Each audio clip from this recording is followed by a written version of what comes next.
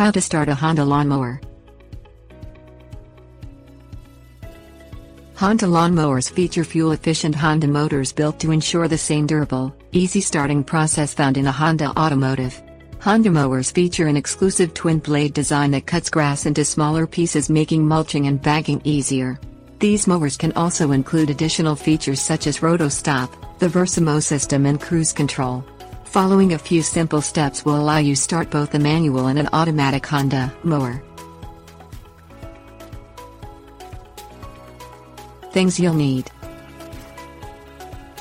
gasoline, manual starting,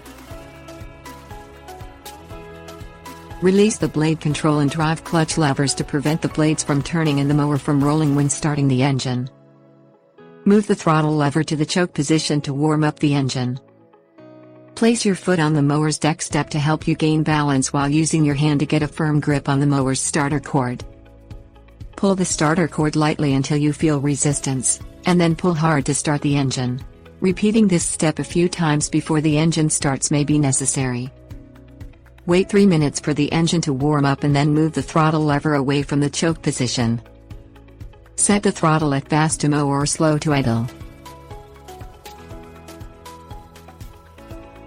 Automatic starting. Release the blade control and drive clutch levers to prevent the blades from turning and the mower from moving. Warm up the engine by moving the throttle lever to the choke position. Turn the engine switch to the start position and hold it there until the engine starts. If the engine does not start within 5 seconds, release the switch, wait 10 seconds and try again. Allow the engine to warm up for 3 minutes and move the throttle lever away from the choke position. Set the throttle at fast to mow or slow to idle. Tips: warnings.